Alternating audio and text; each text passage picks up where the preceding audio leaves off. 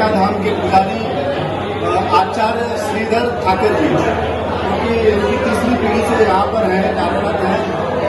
पंडित जी, हम आपसे जानना चाहेंगे कि जो द्वारका धाम है इसका निर्माण कब हुआ, कैसे हुआ और उसकी क्या विशेषता है? जय द्वारकाधीश। द्वारका धाम आप आए हैं, तीर्थ है द्वारका धाम। द्वारका धाम का जो मुख्य मंदिर है, भगवान के बेटे थे प्रद्युम्न जी के बेटे थे अनिरुद्ध जी, और अनिरुद्ध जी के बेटे थे ब्रजनाथ जी ने भगवान विश्वकर्मा को आदेश देकर कि पूरे द्वारका धाम के मंदिर का निर्माण करवाया, और पूरे मंदिर का निर्माण भगवान विश्वकर्मा द्वारा केवल एक रात में, केवल एक पत्थर के ऊपर बनाया गया पूरा मंदिर है, जो आज भी इस स्थिति में हमारे सामने खड़ा है। पूरा मंदिर जो विश्वकर्मा जी ने बनाया, पूरे 4 धाम और सप्त मोक्षपुरी के प्रतीक के हिसाब से बनाया, और पूरे मंदिर जो बनाया केवल एक रात में भगवान विश्वकर्मा द्वारा द्वापर युग में बनाया गया मंदिर है, जो कलयुग में भी इसी स्थिति में खड़ा है। भगवान श्री कृष्ण का मुख्य मंदिर। इसमें दर्शनार्थी आते हैं, उन्हें क्या क्या करना चाहिए, क्या प्रक्रिया है? सर्वप्रथम कार्य है द्वारका धाम में। एक तो सभी यात्री को द्वारका धाम आए हैं तो तीर्थ है, तीर्थ में आपको मोक्ष मिलता है। सर्वप्रथम आपको द्वारका धाम आना है तो मोक्ष द्वार में से अंदर आना है। मोक्ष द्वार में आके सर्वप्रथम कार्य है द्वारका में द्वारका के राजा द्वारकाधीश का दर्शन करना।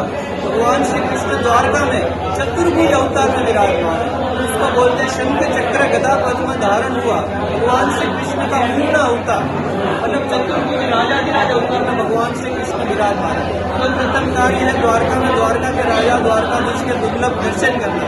केवल द्वारकाधीश के सामने खड़े होने से आपकी जो भी मनोकामना, आपकी जो भी चिंता, आपकी जो भी विधि, जो भी विधान है आपका, सभी आपका जो भी आपको प्रॉब्लम हो, द्वारकाधीश के सामने आने से आपका पूरी यात्रा का फल आपका सफल होगा। पंडित जी, मंदिर का ध्वज दिन में 5 बार बदल दिया जाता है, भगवान कृष्ण का वस्त्र भी बदल दिया जाता है, तो क्या ये बात सही है? अगर सही है तो ऐसा क्यों किया जाता है?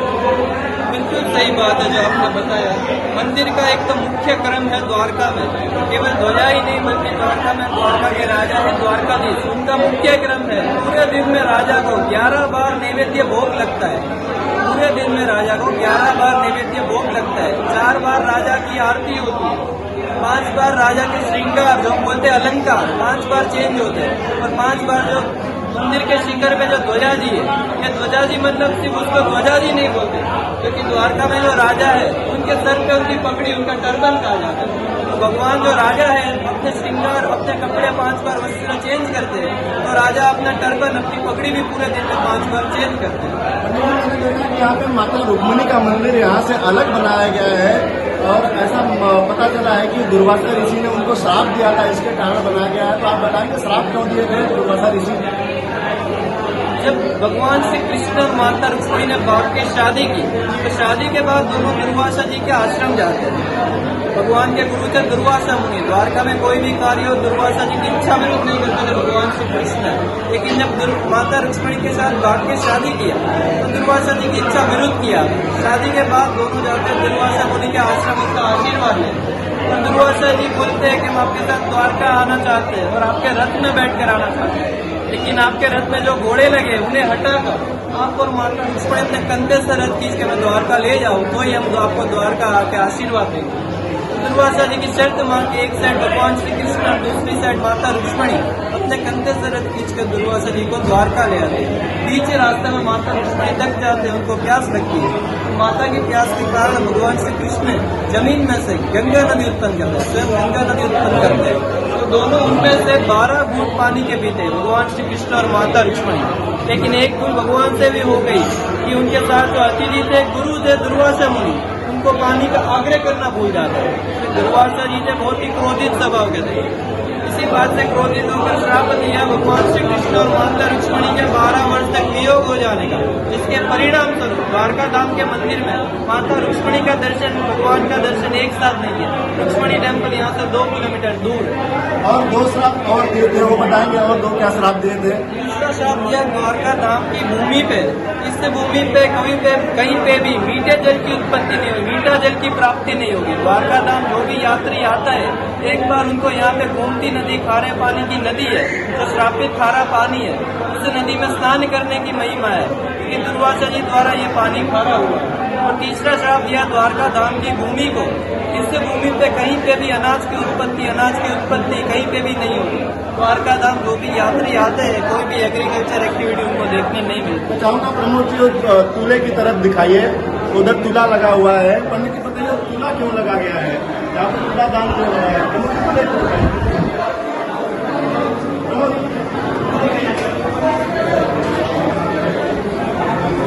फेस दिखाओ ना तुले पे यहाँ पे दिखाओ यार, फेस दिखाओ।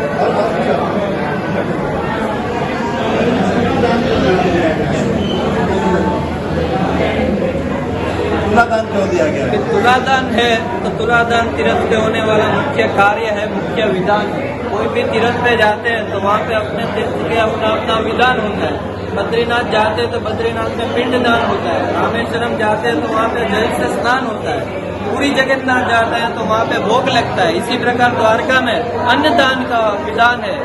अन्नदान द्वारका में होता है तुलादान द्वारा। सर्वप्रथम भगवान की रानी सत्यभामा ने भगवान श्री कृष्ण का द्वारका धाम की भूमि पे तुलादान दिया स्वर्ण से। लेकिन भगवान का तुलादान द्वारका में स्वर्ण से पूर्ण नहीं होता। लेकिन माता रुक्ष्मणी आते और केवल एक हरा तुलसी का पत्ता रखते और भगवान का तुलादान द्वारका धाम पे पूर्ण होता है। वो जो भगवान ने कार्य किया वही कार्य द्वारका धाम पे आने वाले तीर्थ यात्री करते हैं। लेकिन अभी कली काल में कोई भी यात्री स्वर्ण से अपना तुलादान नहीं दे सकता।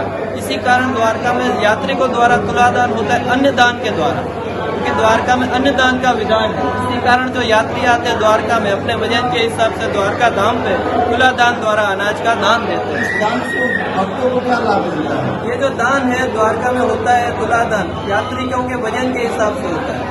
यात्रियों की शरीर की शुद्धि के लिए द्वारका धाम पे यात्री तुलादान करते हैं।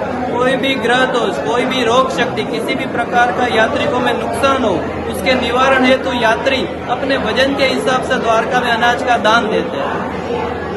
पंडित जी बहुत बहुत धन्यवाद, आपने आपका कीमती समय दिया और हमारे दर्शकों को द्वारका धाम मंदिर के विषय में जानकारी दी।